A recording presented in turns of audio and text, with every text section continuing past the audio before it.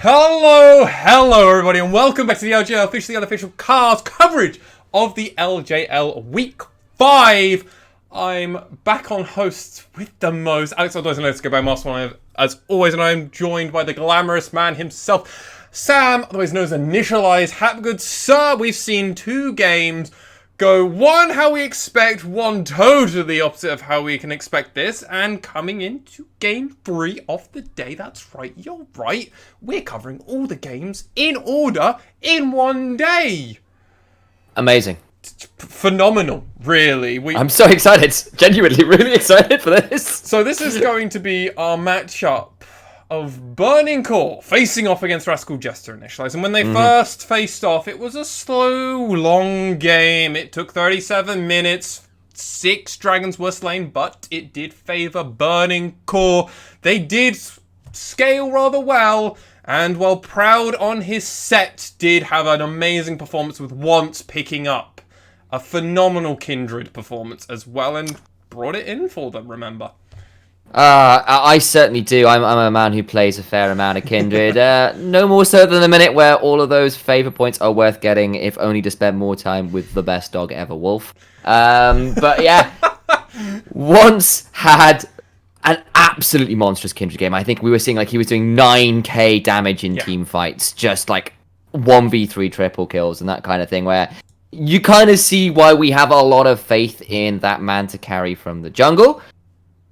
That said, Burning Core have always been a little notorious for their super narrow win conditions, especially in draft. If they can get the Exodia comps that they know how to win with, they run over games. If they don't, and that happens a fair amount, they look like a completely different squad.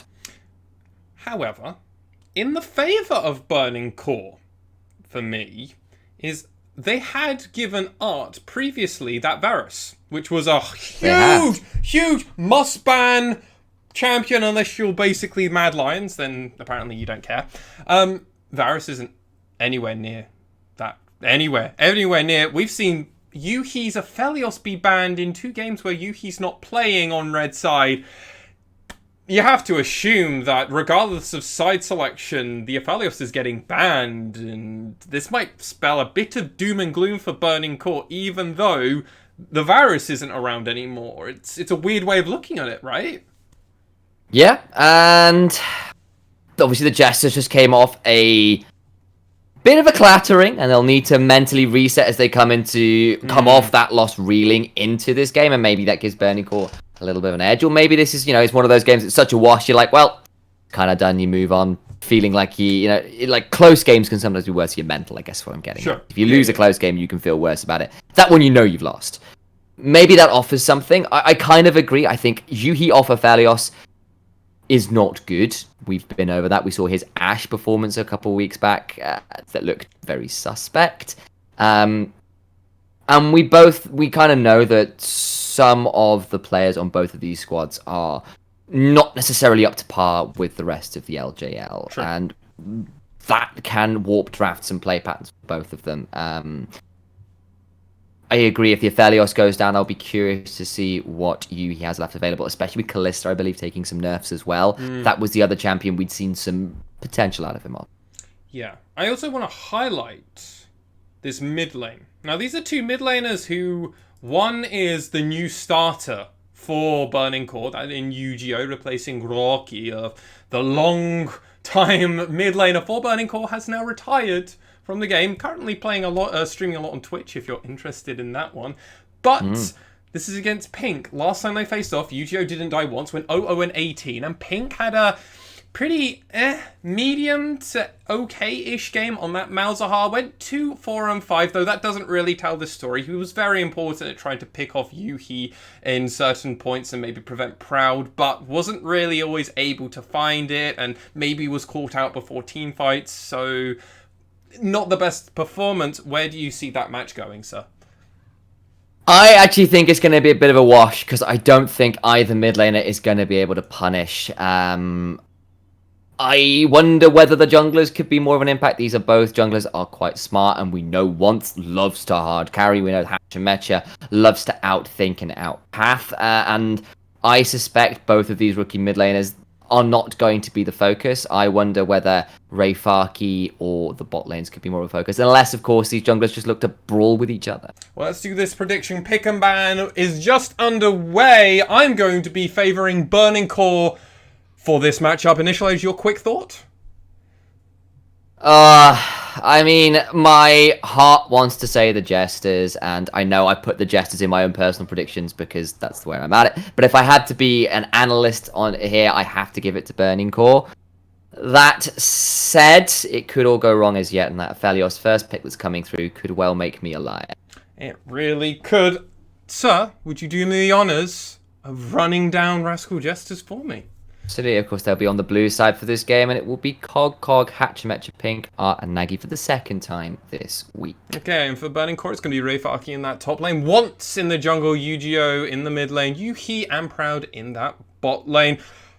6 bans already through. Ezreal, Karma, Elise for Burning Core. Pretty standard, I feel. Nothing too surprising. The other side, those all carry junglers, though. Those are all the hard carries that once loves to go towards. Burning Core responded to the Aphelios with the Ashe Bard. Yuhi's Ashe the last time out wasn't particularly fantastic, but that's a fantastic lane to punish an Aphelios. And I'm also aware, dude, that remember, we have seen Proud on some pretty damn good champions before. He's been playing really well in the sport. Him picking a Bard, which feels like a bit of a hard curry from that role at the minute, feels like a pretty good job for me for Burning Core. Yeah, that puts a lot of like stability in. It means he's got protection for Yuhi with both the ult and the heal through the laning phase, and the ult for preventing ganks from Hatchemetcha, as well as also potentially setting up opportunities for once as well. Lulu being picked up almost immediately screams Pink is just looking to do a complete retake and go, well, guys, Yu-Gi-Oh! Picked this against me and he won, so I'm going to do it against him and hopefully win. That's how this game works, right? And it could also just go down into that support role as well. You could Really just have it to buff up Art, and, you know, we know Art is this monstrous carry when he can get ahead. Kha'Zix being hovered there, and I believe we're on 1040. We are indeed, and Kha'Zix is absolutely buffed on this patch. That 120% isolated damage coming on. The taste there, fear, and it's once picking up Kha'Zix. Maswan, I am so excited to see this hard carry jungler on one of the hardest carry assassins in the game right now from the jungle. And in all fairness, I'm not surprised to see this from once. We've seen them have to become the 2-3 main damage dealer. A lot of the time, the second only damage dealer really for Burning Core. Makes total sense. I love that that once is being put on this. Yes, it's their first pick, but the changes that have happened to this champion, we highlighted that we would expect a Kha'Zix at some point on our podcast, and we see it immediately. Third game as well. I mean, we've already seen mid lane Nunu. Nightmare already predicted that one. And this Malzahar ban to deny Pink any form of stability, any form of maybe reliance they have on that champion. No. We're okay if you want to pick your Nunu again. We saw how that went once before.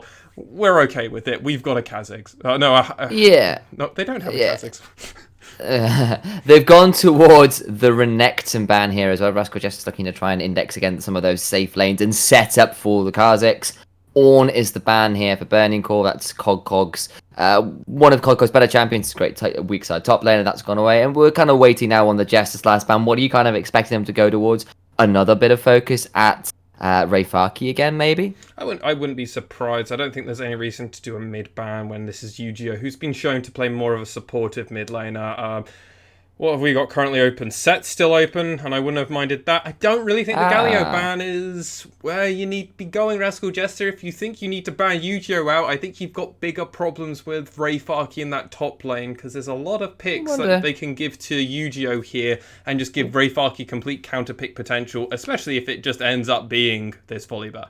Yeah, what I will say is that Galio is pretty good at facilitating something like a Kha'Zix. Kha'Zix can dive in and know he's got backup, which is kind of nice. And especially if Ray Farkey wants to play something like the Jace, having a way to come up and back him up can be pretty nice. That is a pretty swift lock-in of LeBlanc for Yu-Gi-Oh! Though, which is not a sit-back and farm mid laner, that's for certain. No, and that's a first pick from Yu-Gi-Oh! We've never seen them play the LeBlanc before, so this is new territory for them. We normally see them on that Lulu or that Galio. That's 5 of the 5 of the 8 champions we've seen from them. New stop, new statement. I'm okay with it, though. It works for the comp. It's great with the Kazakhs as well. You can dive in with them really aggressively, especially if you've got a Bard ultimate that's locked maybe 1 or 2 members. They're going to be instantly gone the second the Bard ultimate stops. And now, Rascal Jester have to figure out the response. The response for them is this Nautilus and Jace. So that is the Jace lock-in. I'm assuming the Jace is top, but there's been some rumors in solo queue that top lane Lulu has been making a response, or a resurgence. Sure. Some potential flexibility there, but I doubt it. Also, polymorph into LeBlanc can be really good because then she just can't distort away and she's like sat there and has to take all the damage in the world and be really sad. Ray Farkey, though, will go towards the Camille. We've seen this come out more and more commonly across the world. You wanted a bit of hard carry from that top side. I think this fits in. This feels like it's playing to Burning Core strengths here, if I'm honest, Lexi. What are you thinking on this one? Oh, 100%. Even more importantly, Ray Farkey's never played Camille professionally before throughout all of his seasons. So this is a top laner who loves to play carry top laners and who wants to carry games. He'll have to do it through his Darius sometimes. He'll do it through Aatrox. He'll find a way through Vladimir and more. Well, this just feels perfect for them. He split pushes, he gets to force them, and in every spot, you have to say, I feel like they're favoured for this one. I kind of agree. I'll be curious to see how the Jace-Camille matchup is. Pretty volatile. It could be pretty nasty. I mean, there's decent frontline and, of course, a Lulu in the backup, which could mean, I think, the 4v4, if it gets to a mid-game in fairly even points. We have really beautiful pictures of our various team members. That's some Windows tech right there. But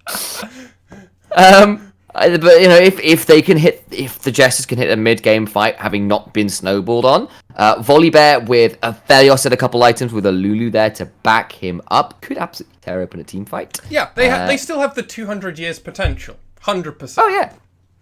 That said, if Kha'Zix or the Camille gets going, I mean, take me away on what that potentially does to the map, Lexi. I mean, it just completely blows it up. I mean, Camille and Ray Farkey are Ray Farkey is one of the scariest split pushers because he knows power limits so well on champions. He knows if he can take the fight or he can't, he will immediately react. We've seen this man do random teleports into mid lane just because he doesn't want to die, but he wants to pull pressure from 3 to 4 members of a team. Oh yeah, I'm in top lane. I'm going to TP bot lane and just immediately slam that push in and immediately rotate and then help my team with a dragon. Camille is great at doing this, and I can't imagine a better person other than Ray Farkey to do it. Yeah, I will also say that, we have now got a LeBlanc in one side and a Camille in the other, and a Kha'Zix to come and back them up. Explain 2v1.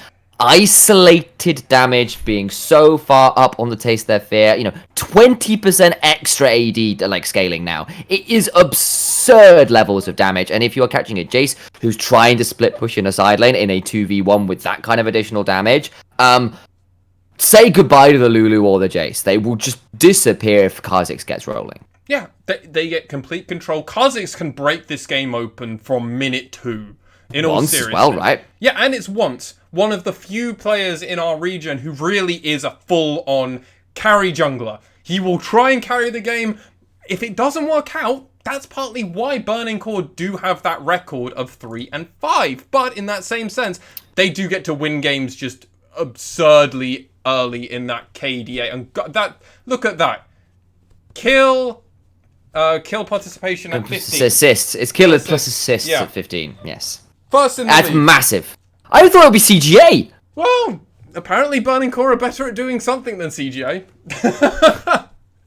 And that's killing aggressively and playing. Maybe every day should have cast these games instead. Well, maybe. I'm also looking at a pretty good Rift Herald stat there. Doing about 1.1 Rift Heralds a game. They index up towards top side. What a surprise. Ray Farkey once.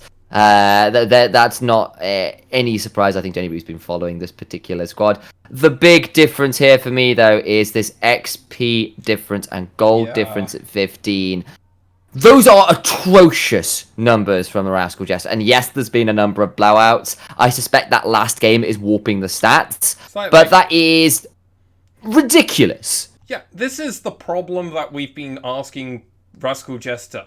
Yes, they've been able to pick up a few wins, but as you corrected me on our podcast, a few of their wins were partly gifted to them on a platter. At that same time, Burning Core, we have been so surprised with how they've been performing. We all pegged them as maybe the team that might slip into 6th or 5th place. No, they've been playing like a solid 4th place, 3rd place team, and, well, they're only climbing, and the stats kind of back them up, right?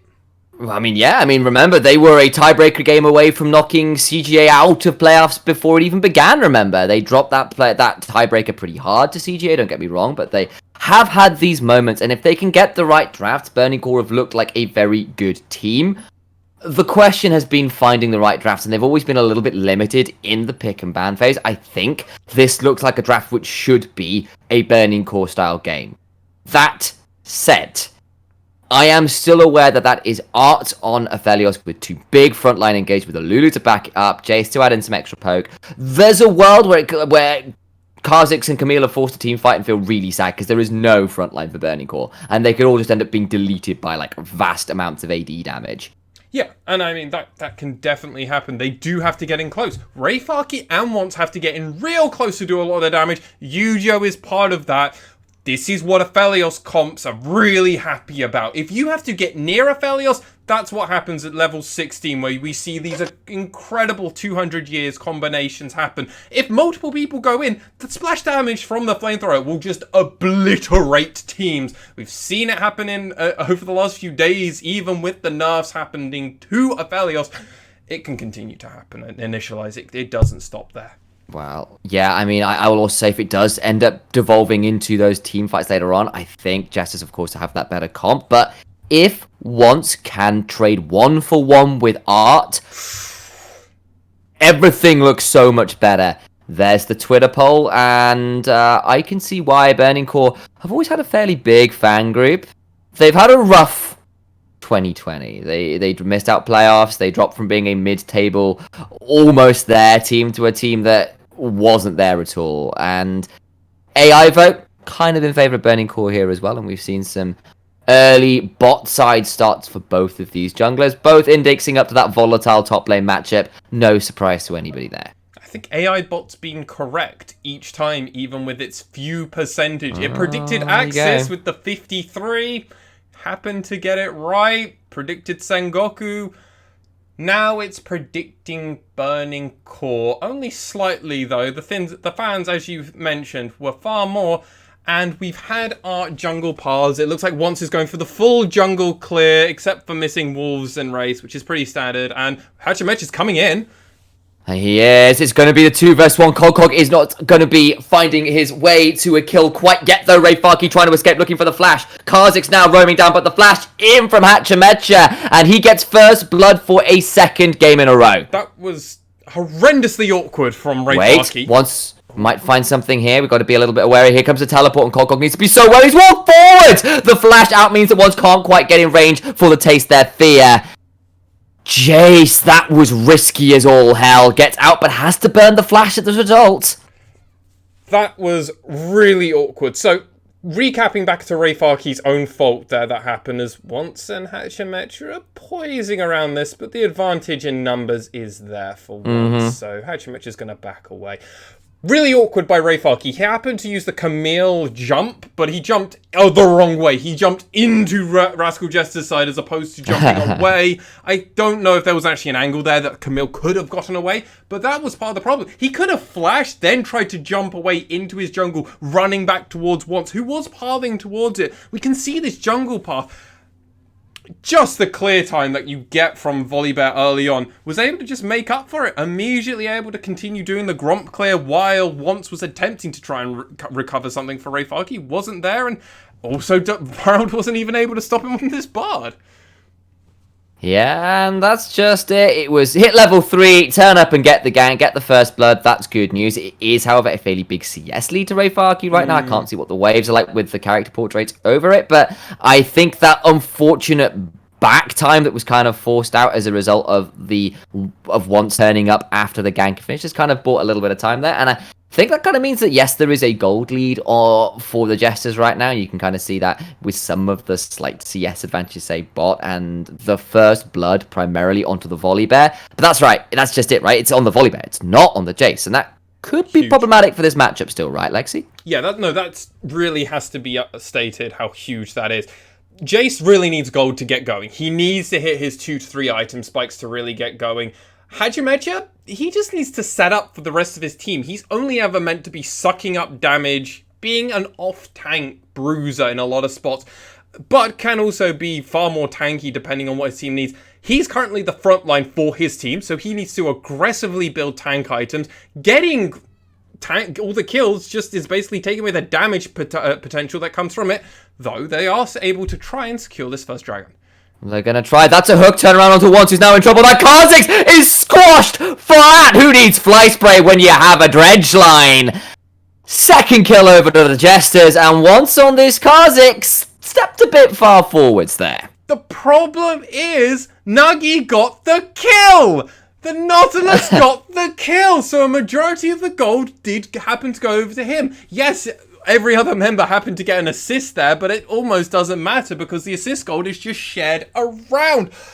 Oh, that was horrible by Once getting caught out there, but I mean, they lost. Right, it's the silver lining, I'm with you. Pretty big Rayfarky level advantage. Yeah, going in there is that Hextech ultimatum, but Cog now going to get his way under tower, and that'll just mean that the Hextech ultimatum leads to a health bar trade and a little more. Kha'Zix is up by his Krugs, that's the name of it. And as a result, won't be there to try and force anything more. The CS lead does continue to grow for Camille as thus far, and that is potentially going to be a problem. And obviously, Jace maybe was a little bit wary with the Dragon start going on before he knew where Once was, having to play a little bit more defensively. But even so, I shouldn't expect a 15 CS lead at 6.5 minutes. No, you shouldn't be expecting anything like that.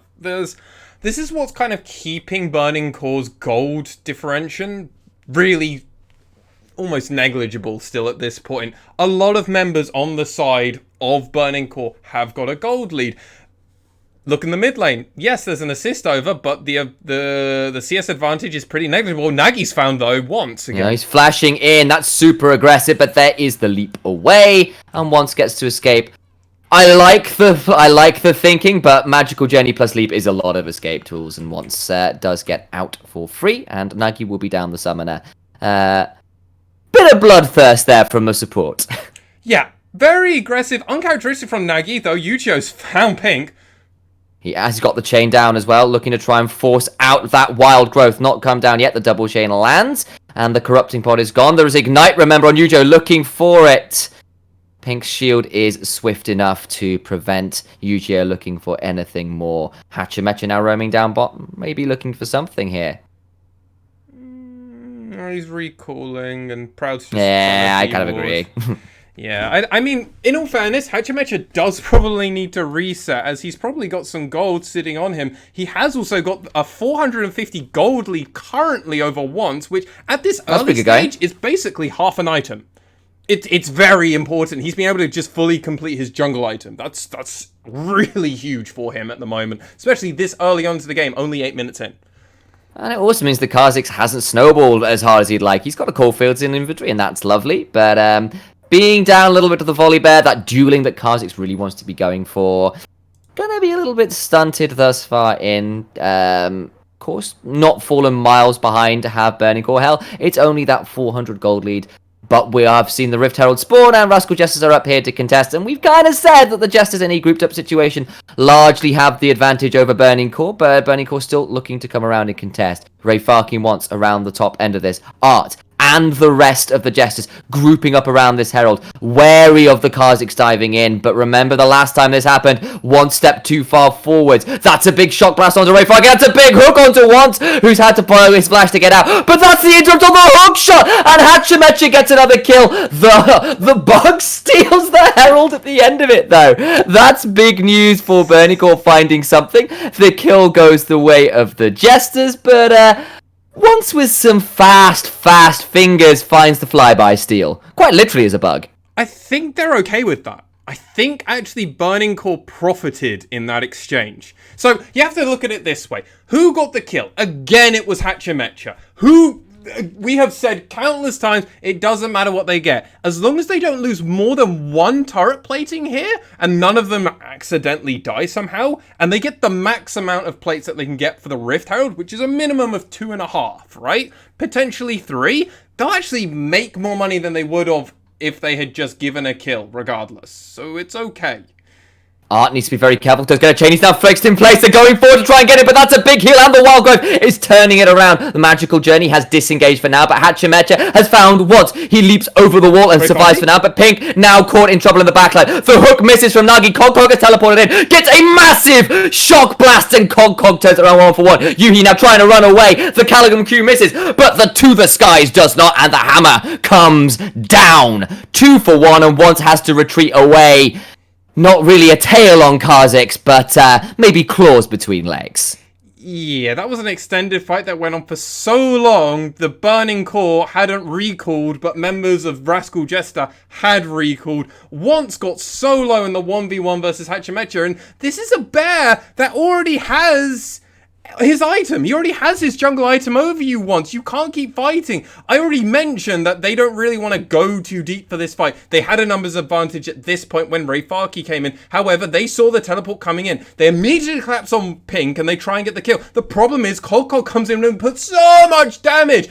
They just get deleted. Yu-Gi-Oh just eats it, and then Yuhi has to run for his life. The problem is Cog had flash, was able to go for it and didn't care. Oh. In the picture-in-picture, Pink has died again, and Nagi and Hachimecha fighting against Proud and Yuhi down here. Nagi taken very, very low, but Hachimecha walks in and prevents any more damage. I don't know what happened in mid. It's looking like Camille managed to get a pick onto the mid lane, or I'm assuming with the flash hook shot looking like that was burned, and that will mean the Rift Herald is summoned in the mid lane, and we'll get a couple plates over to Yu-Gi-Oh, and that gold lead is down to about 1,000 for Rascal Jesters. And what's really important is that helps scale, accelerate Yu-Gi-Oh in the farm that he already has. Let's see that replay of what happens. What does Rayfaki do here? It's not surprising that he just randomly gets a kill. Oh, yeah, well, hookshot flash. There we go. If you remember way back to season 7 and 8, Camille jungle on the likes of Maxlaw and Ning, who has a bloody world championship skin on the champion. That's why Camille jungle was so damn obnoxious. You could just flash into lane and do so much damn work. Rayfaki training with Cog though has got that shield that's offered a lot of protection. Hachimecha's around there looking for the dive. How is this going to play out? That's the Ohm Wrecker down with the Stormbreaker coming out, trying to find his way out with the hook shot. Has got that slow down as well, and Rayfaki escapes with his life. Oh, Rayfaki is so good at League of Legends and playing video games sometimes, man. He does great escapes like that. 3 members of Rascal Jester rotated around, and what are they getting? They're getting turret plates. That's pretty good. In all fairness, that's pretty good. Great for the Jace. The problem is they're trading this gold and their jungle around. Well, okay, I thought they were actually going to lose their red buff there. They probably should have. They needed to grade more. I honestly thought Burning Core started to get more for what happened. They rotate around. They got a turret plate mid. I thought, okay, they're going to get some jungle. They're going to take some pressure away. They're going to make Hachimecha pay for showing up top lane. They're not getting punished. So this 1k gold lead that Rascal Jesters have got is sustaining, and it's keeping them there, and Hachimecha has now got over 800 gold in his favour over once. That's pretty big. Once will finally return to the scene of the crime and steal away this red buff in very swift order. That is the first evolution onto the claws, allowing you to solo down those individual monsters really damn fast. It was in there for about 5 seconds, it just disappeared. Worth checking in a little bit with some of these items as well. It's Athene's in for Pink, which is always good news. BF sword and pickaxe in for Aphelios, but no first item. The Jace, though, it is worth pointing out, has managed to reach a first item long before the Camille. 202 has evened up a lot of that early farm and picked up a couple plates for himself as well. We know we talk about Jace being a 2-turret plate champion. He got that plus the extra third, so in a pretty good spot is Cog. Hachimecha now around this bot lane, maybe looking for a little more. Proud just being obnoxious, throwing the slows in the Magical Journey. Not too much to be found. Pink wisely doesn't wander into river. I want to highlight one more item. We've got that Ludin's Echo that actually ended up coming in for Yu-Gi-Oh! That's going to really output a lot more damage, and now Pink has to be really worried. At random points in the game, if once comes in, yes, or Yu-Gi-Oh! Just happens to land half of the combo and then waits a little bit for his ultimate to reset, he could just die at any point. And that is also goes for Art as well. Yu-Gi-Oh! Now can think about killing them. He's got 1 stack on this Dark Seal. He definitely wants to get more. Yes, he definitely does. Pink going to get dived on here, does throw the shield out, trying to trade back, but that is the chains down. Relatively even trade, all things said and done there. Worth checking in a little bit here as well on those turret plates that came in. It was a pretty sizable advantage to Rascal Jester in terms of those, and it's kind of led to showing that in the gold lead here, which is about 1,500, edging toward, we'll call it 1,500 here for the Jesters. At that 15-minute mark, second Herald is now spawned. Hachimecha just sweeping out this vision and using the pressure that Cog has right now to look to trade for it. Burning Core, though, have moved most of their members down towards this bot side to try and trade onto a turret. First turret blood is still available, and everyone that first break gold. Looks like they're willing to concede the Rift Herald over because they're looking to try and force this bot turret. I like it. They need to try and also get the prio in the mid, as in 1 minute we will be seeing that Cloud Drake coming up, and we're on our third Cloud Rift of the day. I'd like to see a different Cloud Rift, so maybe I can have some dragon talk, but maybe the dragon's just broken. Uh-oh, Pink. Uh-oh. Pink, taken pretty low, has had to have the wild growth forced. Well played by Yu-Gi-Oh! To force that one out. And that's always the risk when you're playing into LeBlanc with the Ignite. It's just so much kill pressure there. Red buff now being started up by Hachimecha. He's looking to return the favor that once started off early. Check out the vision right now as well. It is red sides, opposing red sides. Like switched teams apparently right now. Vertical jungling kind of being enabled. Weirdly at 16 minutes into this game. Yeah, it didn't start for the first few minutes. Junglers respectively did their camps, both tried top lane, and then after this they decided to vertical jungle after. Is going to be interesting how Rascal Jester are going to set up for this dragon. That's going to be up in 10 seconds. Lots of fights could occur. We do know that Burning Core typically get more dragons throughout the game across all of their other games than the Jesters. The Jesters normally lack in getting these dragons. Is this a sign of change? Let's see how these teams do as they are poising around this pit as the dragon just has come up. Yes, it has, and we can see both teams looking to find their way in.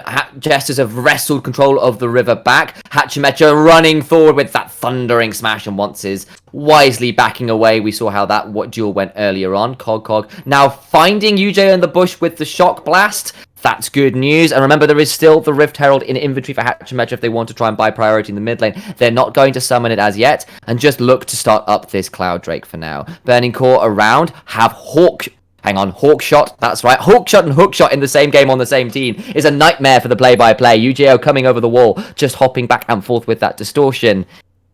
Dragon down to 1,500. Hachimecha looking to secure it. Once doesn't come in and contest. That is the Drake secure, but the Tempered Fate is good. The Ash Arrow is better, but there is the Wild Growth to buy time.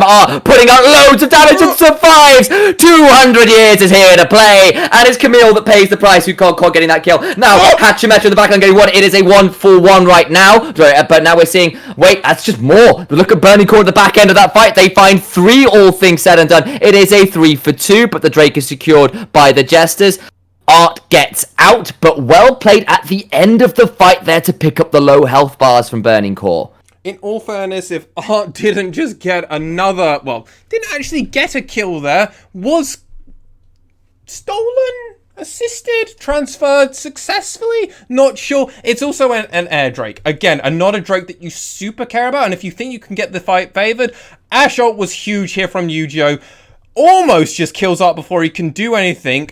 Really good Camille ult, but was able to stay alive slightly through just that chakram and saying, nah, mate, I'm going to heal up some health. Once comes in, almost deletes Cog immediately. Wasn't able to do it, but because of this, they were able to pick up Cog after he decided to come back in. Thought he was Hachimecha from the previous game, wanted to have some part. Hachimecha did have to pop it's Shelly. It's Shelley. Here's the second Shirley is the second Shirley, one. apologies. Shirley, I believe. Again, this is LCK Shelley nomenclature, and and Shirley. we know. Right. Atlas is really sort of like adamant on what the names of the various heralds are. So it's Shirley now being summoned in the mid lane. If they get the charge, it's likely this tower gone. Pretty damn close. They're going to continue sieging forwards. That is a fabulous tempered fate for man. There is the Ash Arrow, but the Wild Growth coming back to try and return favor, but Art just disappears. Now Nagi in trouble as well, falls down. That is double over to once. This Kha'Zix is online and starting to slay in these mid-game skirmishes. This Baron's just That's Baron. Yeah, it's about to start. They've got Kha'Zix damage. They can do this. Yeah, while Hachimetra is up, yes, and he also has got Smite, and he has got a level advantage. It is important to note, they're going to have to find, they've got absolutely no vision, they don't have the Ash Arrow or anything like that they can actually contest with. How are they going to find this outside of brute forcing against 5 members? It is 5v3. The teleport is not going to make much difference. Pink is already here. It's Art and Nagi who are not. They're going to try and go in, but that's secured by the Kha'Zix. Baron to Burning Core. Oh, Rascal Jesters, you had such a good early game, and it is all falling apart. And once strikes again, that bug is looking more like a praying mantis and less like a fly now. For 1-on-1 and a Baron secure to the infamous carry jungler from Burning Core. Yeah. In all credit to Burning Core here, they are playing phenomenally. I want to highlight Yu-Gi-Oh! For zoning 3 members. They knew he was behind him, but look at this ult from Proud. This man can do absolutely no wrong. Oh, so good. Immediately Art gets deleted, Nagi gets pays for his sins, and then you see that call. Proud walks down the lane, immediately jumps through, wants to clear the vision out, immediately putting in those deep wards. They know that they were able to take the blue buff from the side of the Jesters as well. Add insult to injury, and Yu-Gi-Oh! My god, sir, you're having a game of your life. 2.6k gold lead against Pink in this spot. Yes, it's support versus an assassin, but Yu-Gi-Oh! Has never played a champion like this, and I must say, he's playing phenomenally for himself. Yeah, this has been the best performance we have seen out of this mid lane. Again, it's against Pink. We've already said our thoughts on Pink outside when he's off that Katarina. It's been a little suspect. He's died 4 times, got the 5 assists. That's not a great look. But the Jesters aren't out of this yet. They are against a Baron buff. They're down now about a 2,000 gold lead to Burning Core. But they have got damage. They have got those mid-game and late-game teamfights. Hell, they have a volley bear that is a fantastic frontline. Yuhi's in so much trouble. Time to return the favor. That's a decent tempered fate, but it's not going to buy enough time. Art gets the kill onto the AD carry, and now in the 4 versus 5, Rascal Jester looks to fine. Everything once survives the shock blast, but most of his health bar is now gone, and that is stunned up before Proud can get through the magical journey. That wasn't a very magical ending now, was it? The polymorph coming out, and Rayfaki finds the slow. That's massively important, and Burning Core's Yu-Gi-Oh! Clearing up the wave to prevent too much of a push. Art will get that mid lane tier 1, but now Yu-Gi-Oh's got to try and find his way out. Distorting to try and find the reset, and with the Baron empowered recalls will likely have it, but wait, Art still hunting, still trying to find it, and that's going to be the interrupt on the back. This LeBlanc is in so much trouble. She's going to have to try and execute or look to outplay. Can she find the chain? It is found, but the tether doesn't end up now. The toe is coming in, and that is all the damage you need. Yu-Gi-Oh! Just eviscerates the Aphelios at the end of that. Man, this man is playing the burning of the bloody vanities, because that was 200 years of history just deleted in a moment. What is this game going on? Yu-Gi-Oh! Why did you find yourself in that spot? Also, why did you make it known? Also, good job in killing Art. That was pretty good. Aphelios has no magic resist. The lowest magic resist in the game, it feels like. He was down 2 levels. That was a Fed LeBlanc. She presses W. She didn't do anything special there. She pressed W. So, disrespect from Art. Well done, Yu-Gi-Oh! Bad Yu-Gi-Oh! 6 stacks now in his Magi. Feels bad, man. But once is still a Fed Kha'Zix. Rayfaki will always find spots. I'm a bit confused. It's borderline getting there that this game's recounting moments that we've seen previously from Rascal Jester versus Burning Core. But Burning Core now have the lead. And that should be scary for Rascal Jester as they've lost their lead now. They have, but it's also worth pointing out that Baron power play was stifled really damn fast by the Jesters, and it is a scrappy bloody game. It is 19 kills at 24 minutes. And this Jace is 4-1 and 4. The Camille is 2-3 and 3. You know, like, there are some issues here for Burning Core. And we're seeing, the Tempered Fates from Proud have been sublime. But if Art survives the initial engage, we've said the front-to-back team fights look better for the Jesters. And Yuhi, 0-3 and 4 on this Ashe. Not been the most impressive thus far. Has at least got himself to 2 items. So if he can stay alive, can do some work. But gonna need some more magic out of Yujo and Once if they want to win more of these team fights. Don't you dare walk forwards. That is a very wise blue trinket. That was a wise blue trinket. I almost thought he was just gonna face check it as an affiliate. I was worried. I would have face checked it. I'm just saying, like.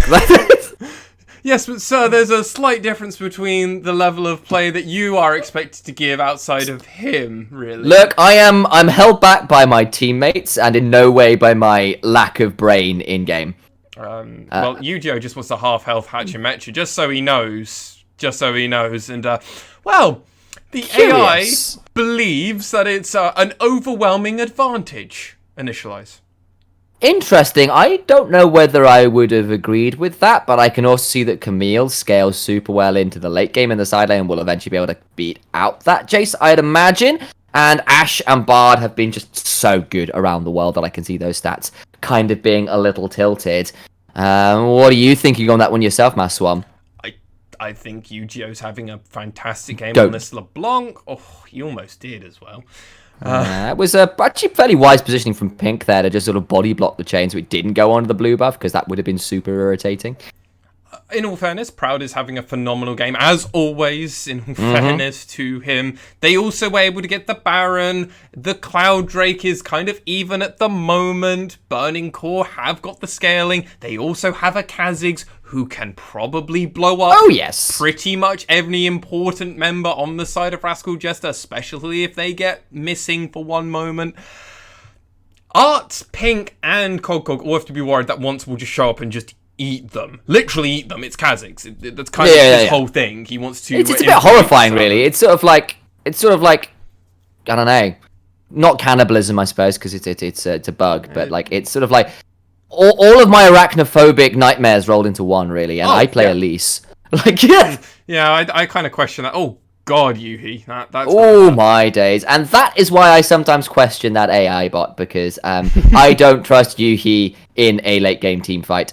Cog, don't walk into that. Oh, Once gonna dive forward, look to try and find the isolated damage. So much damage now. Cog trying to find Ashe. That's a massive amount of turnaround damage. And the flash for flash trade is found. But Cog, swift fingers, even if it was a bit of a risky face check. Yeah, flash for flash trade, but Cog made sure he paid for his sins and was like, hey, don't just think you're gonna get a free ride with me, mate. If you want to flash on me, I'll flash away, but I'm gonna make sure you pay. He was rather fortunate that Rafe Barkey was there to back him up, or I think Cog might have thought about maybe fighting it for a little bit longer. It would have been it would have been a Taste the Fears versus To the Skies cooldown. Oh yeah. Hammer versus Sickle. It would have been amazing, but sadly we didn't get it. Instead we watched Denied. Rafe Barkey not. Yeah, denied, exactly. Just really disappointing. If I'm completely honest. I don't know what to do. I know. What I can believe, though, is that the Cloud Drake will be spawning in 10 seconds, and this will be third Drake for either team, which I think both would quite like.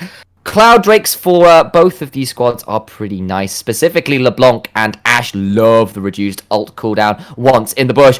Stepping forwards. There's the Ashe arrow. But that was a massive amount of damage from a... Well, that was a Q, basically, from Kha'Zix, and I think possibly an auto. Duskblade is just dirty on that champion, and that might well buy all the advantage that Burning Core need around this fight, but now Once is in vision. Shock Blast missed, and that'll be on cooldown for a little bit, but Art is now back up to full HP, having healed up with the Severum. Yujo on a flank, off vision, looking to find something. That hawk shot kicks out. Art, you've got to be so aware. You've got to be so afraid. This LeBlanc is looking for your life. Hachimetra steps forward, and that will face check the LeBlanc. Shock Blast number 2 misses. Now the Dragon down to half HP. The Sky Splitter coming through. Hachimetra looking to try and secure it, and Kha'Zix steals it away. That will be the Cloud Soul point reach for Burning Core. Now Burning Core on the wrong side of the map, but looking to push forward, looking to steal away this red buff, and they'll retreat with priority in the mid lane as the wave is being shoved in by Yuji. And with a magical journey, they can roam straight the Baron. You're absolutely right, Maswan. Yeah, immediate pings onto this Baron. They just decided, well, guys, we can just rotate straight through. We don't need a reset. We had already reset prior and spent a lot of our gold for this, forcing Cog to teleport. Pink to come in for that teleport.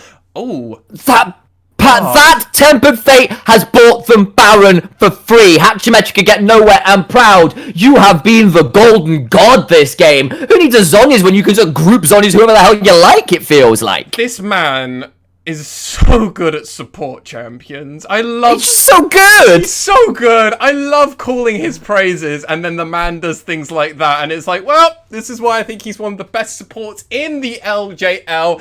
Oh yeah. This is the kind of thing where at the end of the game, he'll get an A or A or not again, Cog. You can't do this to me one more time. Once finds the solo kill in the jungle, and the bug finds his 5th. Well deserved. Once is trying to carry this game, and I already mentioned that 3 members on Rascal Jesters can't be alone at any point in time, or Once will kill them.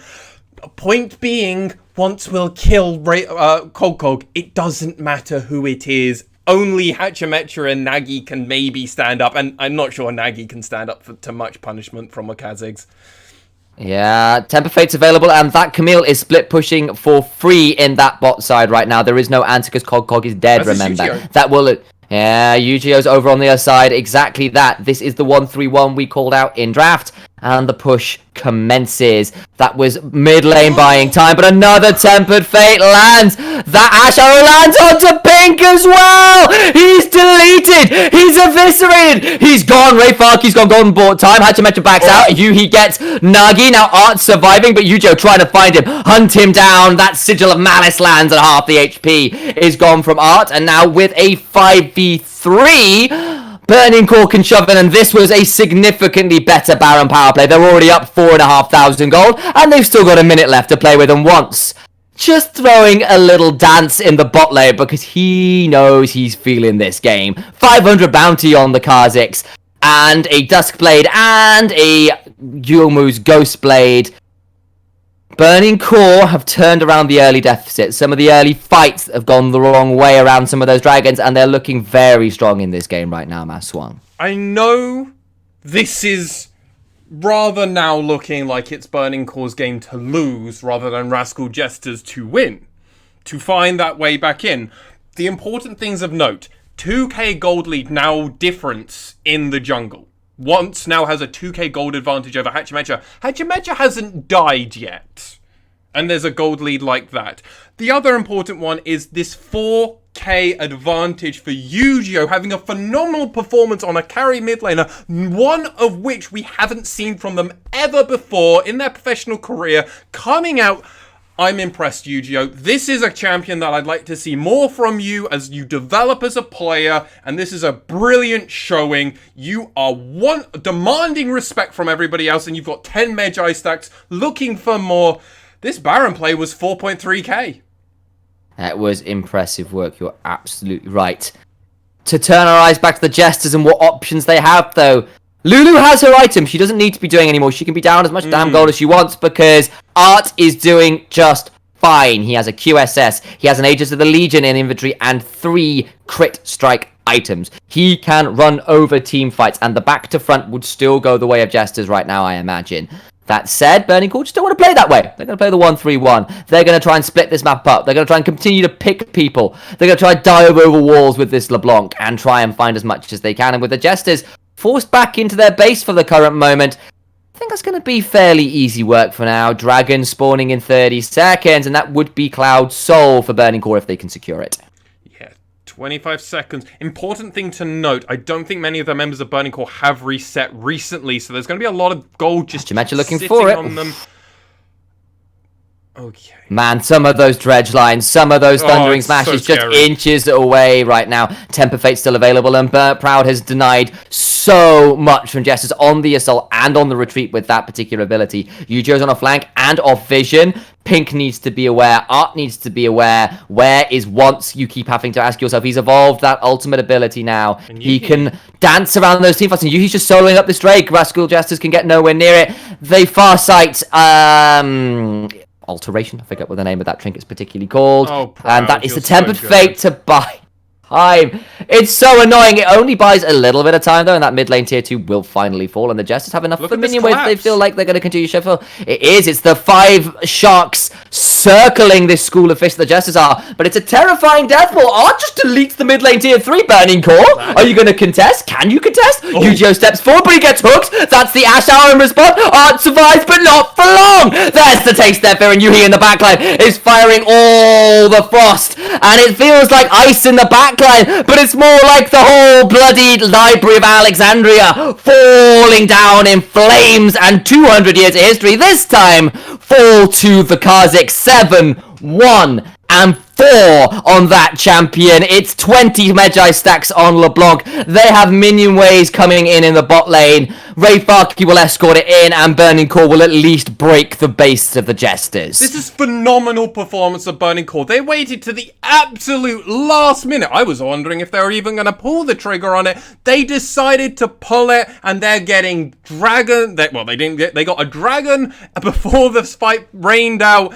Then they collapsed, turned on them with a soul, getting the inhibitor and turret down in that bot lane, while they also now get this Baron. So now, what did they wait for? Ray Farkey, Yu-Gi-Oh actually lands first. Ray Farkey and Yuhi perfectly do this. And watch Yuhi throughout this whole fight. 1, 2, 3, 4, 5, 6 auto attacks in that space of time. At the same time, Ray Farkey and Yu-Gi-Oh are immediately jumping on people. Once is backing them up. Ray Farkey decides, they split immediately, already calling out, I imagine, in comms, who I want to eat. Once was given one. Ray Farkey the other, or rather, Yu-Gi-Oh was given one. Ray Farkey and crew given the other. Beautiful play, and a Baron as well to boot for Burning Core initialized. Number 3 of the game for the Jesters. That is phenomenal stuff from this squad. What's not for the Jesters, for the Burning Core right now. I apologize.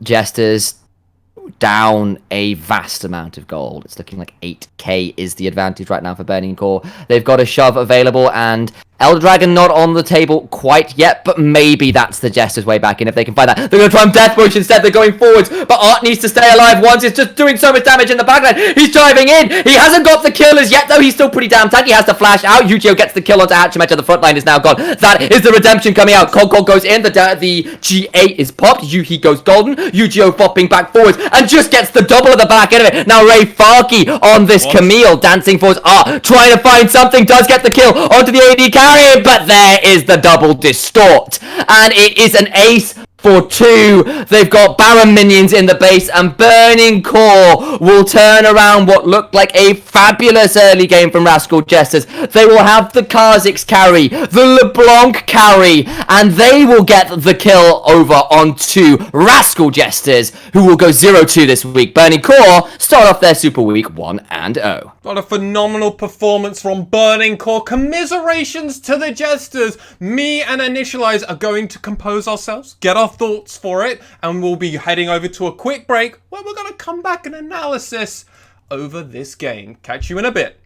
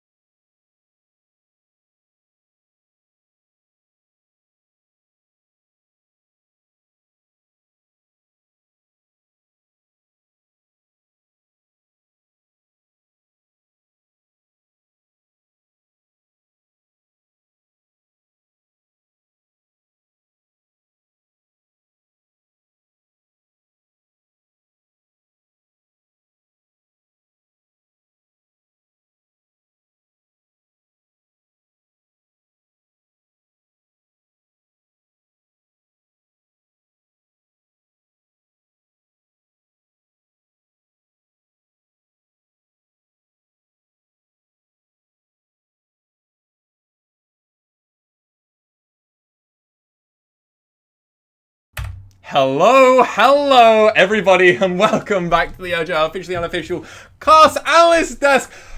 Sound technical problems wouldn't be a thing without us over here. I'm still your host, Alex, otherwise known as the by Mas1. And of course, I'm joined by the gorgeous man himself, that is Sam, otherwise known as Initialize. Good.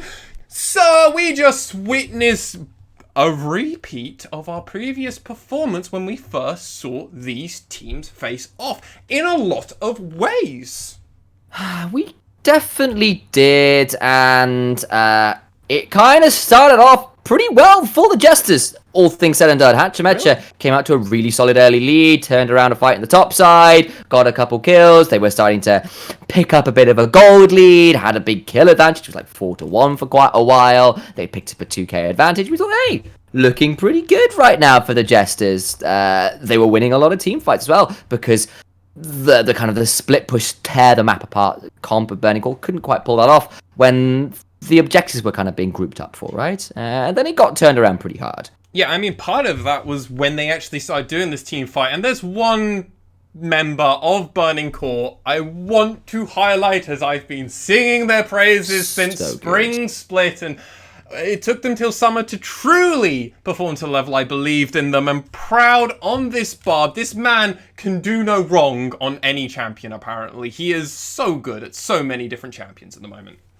That 4-man Tempered Fate at around 19 minutes 30 that turned into an Ash Arrow from Yuhi that was so well timed that saw Art get eviscerated and blown off the map. I called it the bonfire of the vanities, the 200 years of history, all just snuffed out in an instant. Turned into an early Baron, turned into a flipped gold lead, turned into a Kha'Zix that was really damn strong. Yeah, and from there, he was just routinely causing huge problems, securing objectives, slowing down Rascal Jester later on into important fights where they wanted to collapse, destroy towers and then collapse back. Didn't get that opportunity, and as that game kept going on, Want and Yu-Gi-Oh! Fully overtook the rest of this game, Initialize. Yeah, they did. Yu-Gi-Oh's LeBlanc got massive sort of solo advantages, frankly, versus Pink, who had a rough game on the Lulu, though it feels like we've been saying that a lot about Pink on pretty much every champion. Sadly. And for this kind of rookie mid laner who's coming into place for Rocky, always good to do it on Rocky's signature champion of the LeBlanc, and kind of following your mentor's footsteps, or your forebears at least, looked absolutely fantastic, hopping over walls, putting out a lot of damage onto the likes of Art, got that shutdown gold of Art in the base as well. That kind of little bit of style points worth seeing, I think, for the Kha'Zix, though. Once on the other side, finding a lot of solo kills in the jungle onto Cog and things when he was trying to back was pretty damn good. In the team fights, being able to get onto Art, use that evolved camouflage to just get the Duskblade proc and the isolation damage from it. Just vile damage coming out of the Kha'Zix. I'd love to see the damage numbers for him after this game as well. Yeah, I mean, part of it was a slow burn game. It did take 3 Barons for Burning Core to close, and that does at least give some hope for Rascal Jesters moving forward. It means that, okay, we lost. Annoying, we lost. But we didn't go down without a fight. It took Burning Core 3 Barons. Yes, our comp is actually rather good at doing wave clear, and we did it, and we found good spots to pick fights. We understood when we had to give over that dragon. So the problem is we overstayed a little bit too long, and, well, we got kind of deleted afterwards. And well played by Burning Core for that. But what does that mean? The bigger picture Initialized now moving forward, as this is Super Wake, lots of games happening, and your place in the standings can move very quickly at this point in time. Well, that was the direct competition for 6th. The people that were hounding at Burning Core's heel were the Jesters. They were 2 and 6. Burning Core were 3 and 5. They now have, I believe, the 2 and 0 head-to-head over their direct competition. Of course, Axes with their first win might become another problem at decent points, but that moves Burning Core up to 4 and 5. It makes them significantly safer. It gets a bigger gap between them and the sort of the 2 lowest teams, and it's the 2 and 0 head-to-head. That is disaster for the Jesters in terms of their playoffs hopes, and it is a massive breath of relief for Burning Core who pick up this win. It was a must-win for them. It was a must-win. moving forwards, it will be interesting as we will be going to a short break where we will cover what it means if Axis can defeat Burning Core, or if Burning Core could actually move above the standings over Detonation Focus Me before they have the chance to play. With that said, we're going to go on a very quick short break here, and we'll be back with more LGA action. Stick around.